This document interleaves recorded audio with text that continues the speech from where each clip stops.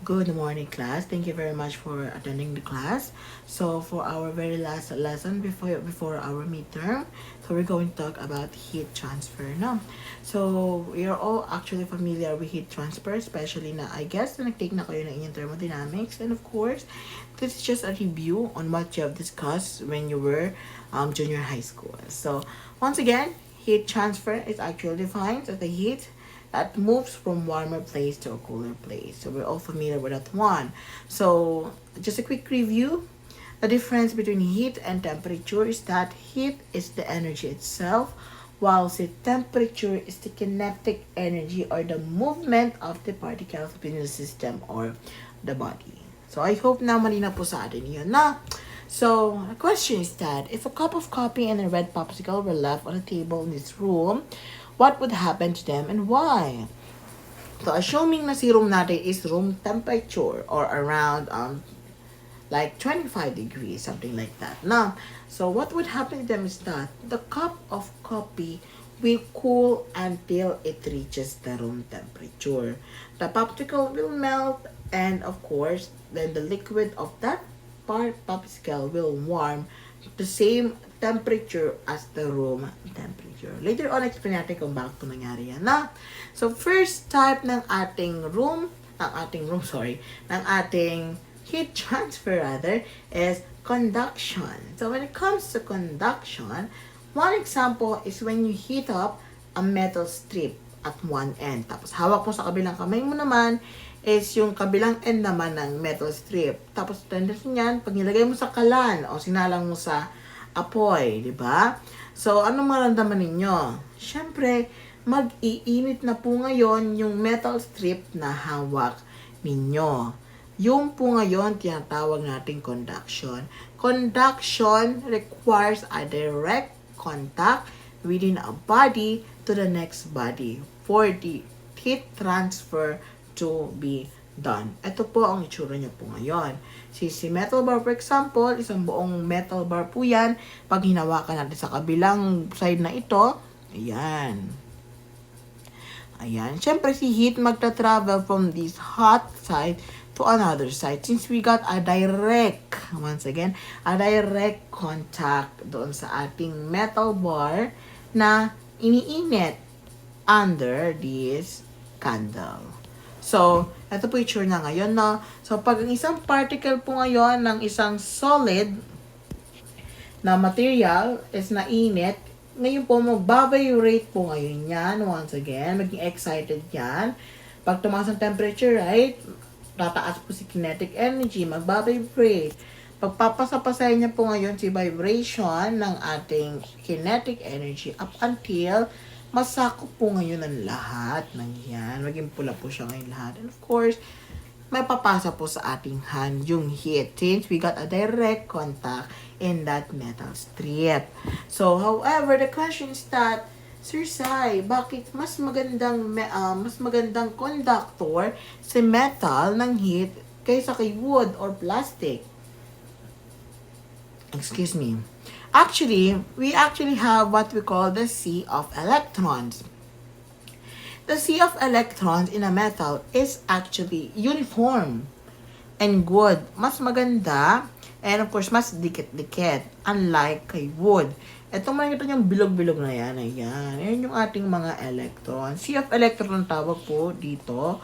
And of course, sea of electrons din po ang tawag dito.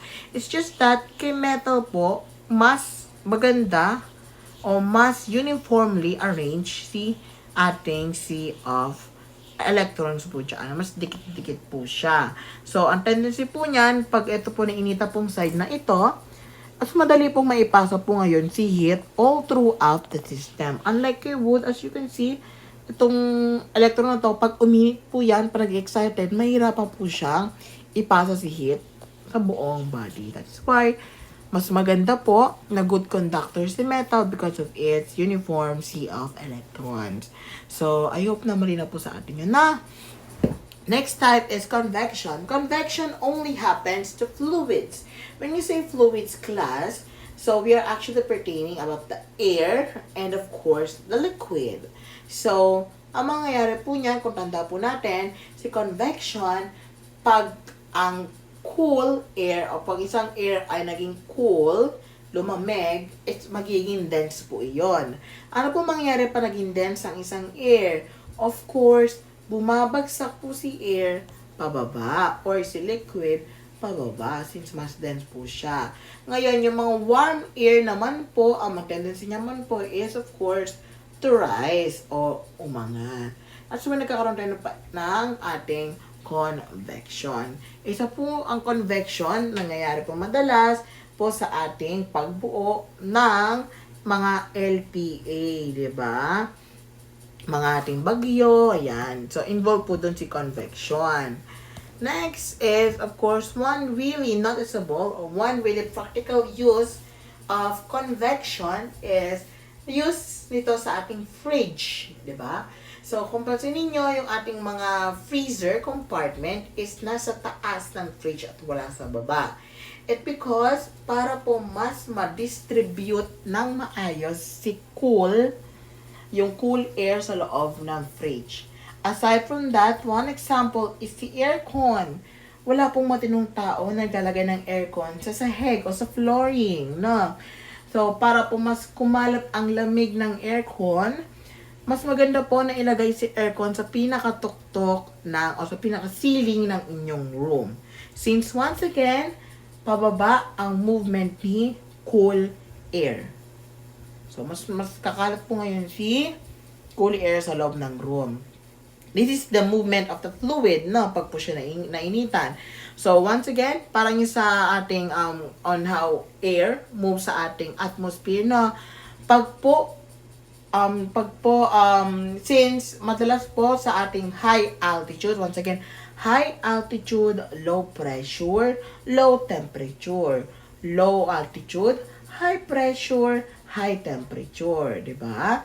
So, pag si air po nasa ating taas, nasa taas ng ating, nasa high altitude, di ba? Pag high altitude, low temperature niya. Pag bumaba ang temperature, babagsak ngayon si air particle pababa. Na. So, pag bumaba ngayon po siya sa ilalim, sa surface na po siya, nasa lower temperature, lower altitude na po siya, which has the higher temperature. Ang tendency po niya ngayon is uminit. Diba? Ano po nangyari once again pag umiinit ang isang air? Tumataas ngayon po siya pataas. So, paikot-ikot lamang po si ating fluid. No? So, ayan. And the question is that, why is it windy on the seaside? So, we actually what we call the warm of the sea breeze and the of course, the land breeze. During the day, 'di ba? Kung man ako rin ng Boracay, 'di ba? Lalo na pag umaga, sobrang hangin talaga. Kaya madalas po niyan ang perception ng mga mga beaches, ng mga sa side, sa mga seaside, 'di ba? May mga nananaranggola, may mga nagka-kiting, no? So, since mas madaling uminit si land surface, no? Of course, itong si sea breeze o si cool sea breeze, mas madali po siya makakapasok sa ating warm na land. Since mag-aangat po dire-diretso si air ni land. Since madali po siya uminit. So, tendency po niyan, pumasok si sea breeze sa ating land. So, sobrang hangin po talaga. While during the night, kabalik na po nangyayari. During the night, mas mainit naman po si sea. No? So, mas madaling lumamig naman po dito naman si land. That is why during the night, land breeze yung napupunta sa warm air.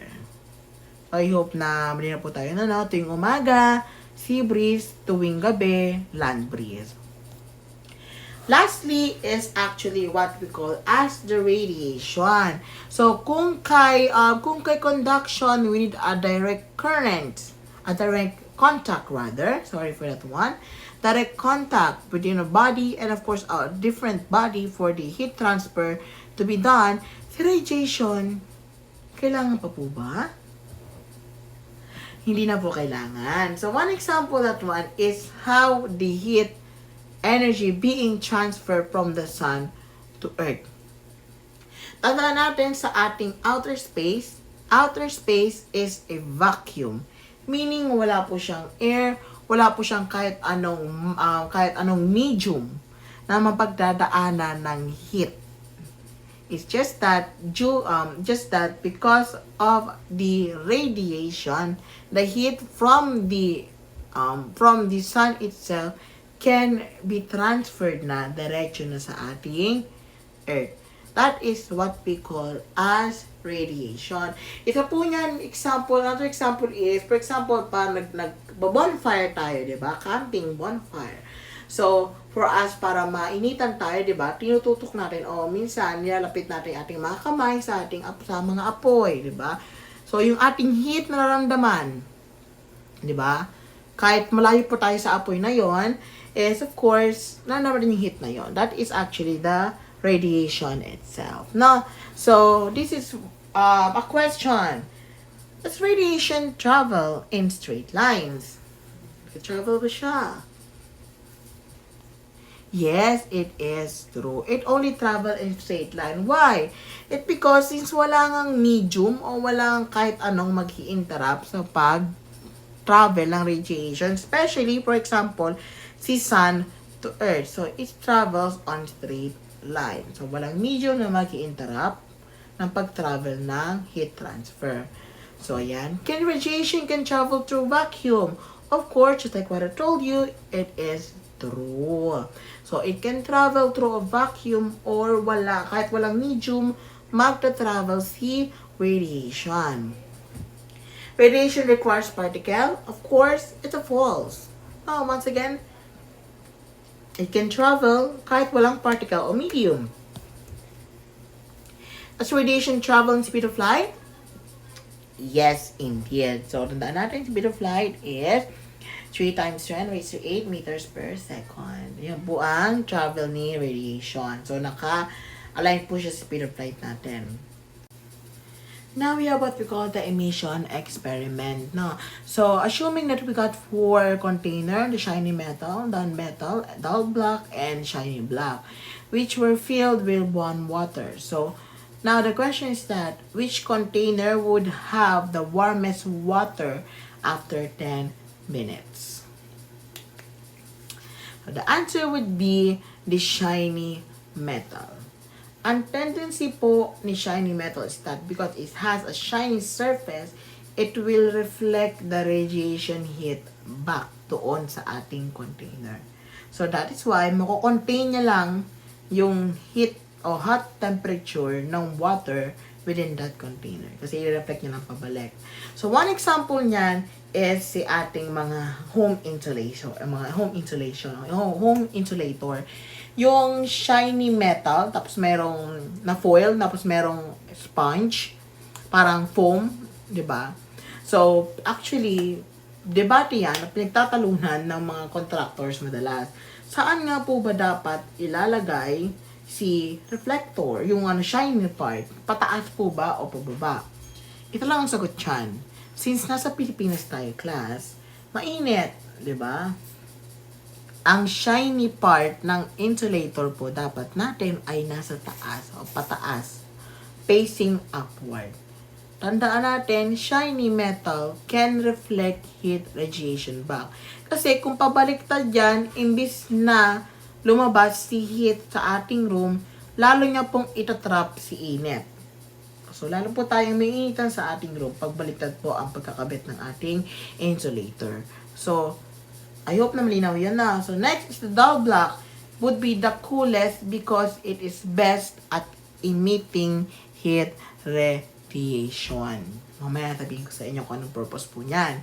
So, next example is if we have 4 containers that were placed equidistant or with the same distance within a heater. After 10 minutes, sino po ang pinaka-mainit? The answer would be the dull black. Dull black would be the warmest because it is best in absorbing heat radiation. Madalas po niyan, class, sa ating country sa Pilipinas, hindi po advisable na magsuot po ng itim na damit. No. Itim na mga t-shirt. It because it can absorb light o mga init na mas great, di ba? It can absorb great heat comparing po sa ating mga light colors. So, ayan. So, another example is sa ating pavement. Ayan. Si DPWH po ngayon is, ang ginagamit po sa ating pavement ngayon, yung mga kalsada is, hindi na po black. Hindi na po tayo black ginagamit natin. Though may iba pong mga highway na gumagamit ng black. Pero ngayon po, ginagamit po nila is grayish or until white na mga pavements na. The purpose is that, since once again, si black or black colors can absorb great heat comparing po kay grayish or kay white na pigment. So, I hope manina po yun, no? Next, shiny metal would be the coolest because, once again, it is the purest in absorbing radiation. Kasi, ibabounce back nyo lang once again, pabalik si heat na. I hope na malina po sa atin si emission experiment. Once again, pag si shiny metal will be the poorest in absorbing heat radiation because it will just reflect or bounce back si heat. While si dull black would be the warmest, it because i-absorb niya po si heat. Okay? Now, why does the hot air rise and cold air sink? So, another definition of our convection, heat transfer, cool air is more dense than warm air. So, tendency po nun, since mas dense po siya, mas mabigat, bababa po ngayon si cool air. Okay? I hope na malinaw po yun. While si warm air is tataas. So, very noticeable po ito pag po tayo merong namumuong masamang panahon, LPA, mga ganyan po na. So, if we review natin once again, si high altitude, low temperature, low pressure. Ngayon, lalamig po si air. Babagsak po ngayon siya sa baba kasi mas dense po ngayon siya. Pag nasa low altitude po ngayon siya, since high temperature po sa low altitude, and of course, ang mangyayari po nun, iinit po ngayon si ating air. So, tendency niyan, aangat. So, paikot-ikot tamang po si ating sa ating air. So, next is the question is that why are the boilers are placed beneath the water tanks in people's home? Ito po yung boiler class. At natanong po niyan specifically is itong coil. Yan. So, itong coil na to is iinit yan, class. No? Ang tanong niyan is, bakit itong mga coil na to nasa ilalim nakalagay, imbis na sa taas? Hindi po yan for design purpose. Ang purpose po is that, once again, si heat po kasi, hot water rises while the cold water goes down. So, mangyayari po ngayon yan, pag uminit po ngayon ng tubig sa bandang ito, of course, tataas po ngayon si hot water dito. And of course, yan po yung pupunta sa ating mga tubig. Yung ating mga mainit na tubig. Now, while si cold water naman po, mula dito papasok, ayan, cold water dito, babagsak ngayon siya sa baba, papainitin, ilalabas, pupunta sa ating bahay. So, paikot-ikot lamang po iyan. Ganyan po si ating boilers. Next question, why are the houses painted in white sa ating country? For example, is sa ating mga lumang bahay o mga bahay na puti. It's because, once again, white reflects heat radiation and keeps the house cooler. However, the dull black can absorb great heat. So, yung mga bahay na black dyan sa mga tropical countries, so, pansin nyo talaga napakainit, lalo na pag hot colors na ginagamit nila. Pansin nyo sa pandam nyo, ang init-init sa bahay na ito. Kumpara pag nagpaint kayo ng blue, nagpaint ng white, sa mga tropical countries, it's cool. It's cold because once again, white will just reflect heat radiation. Next question is that why are shiny fall blankets wrapped around marathon runners at the end of the race? So, yung mga nagmamarathon dito, if meron man, so, pagkatapos nyo tumakbo, di ba? Ang tendency ng ating katawan natin is mag-release ng heat. Di ba? Mag-release ng heat. Dire-diretso ang pag-release ng heat ng ating katawan. So, ang tendency noon, lalamigan tayo ngayon noon. Lalamigin tayo ngayon since ang bilis ng labas ng heat natin eh. Ngayon, daan po ngayon papasok na ang pagiging helpful ni shiny foil blankets. So, since once again, sa ating emission experiment, si shiny metal, i-reflect niya lang po pabalik na loob ng system yung radiation o heat. So, yung guy na yan, ang nangyari po sa kanya, kung wala po siyang foil, palabas na ng palabas heat niya. Wala pong magta-trap. Since nagkaroon po tayo ng shiny metal na binalot sa kanya, imbis na palabas heat niya, si shiny metal, ipapasok po siya pabalik ngayon sa loob ng katawan ni marathon runner. So, of course, para hindi po siya lamigin. Okay? So, just a quick review, no? So, yan the first question.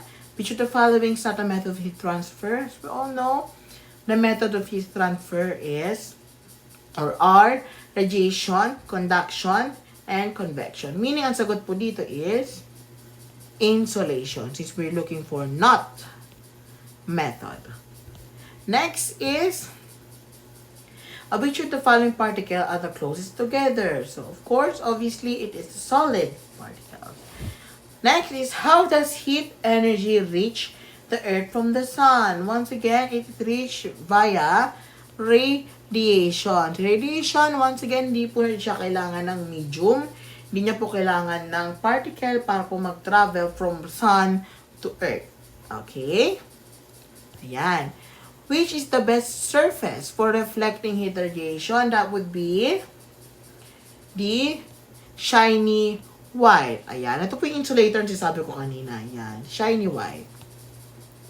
However, which surface would be the best for absorbing heat radiation? Very good. Dull black. Ayan. Ayan. Yung ganito mga pavement, hindi po siya magandang kulay ng pavement pag nasa tropical countries. Mag-iinit ng ating mga katawan. No? So, I hope na malinaw po ang ating discussion. So, once again, ang coverage na ating midterm from the Earth atmosphere up until dito po sa ating heat transfer. So, I hope na mag-review po mabuti and hope to see you soon in class. Bye!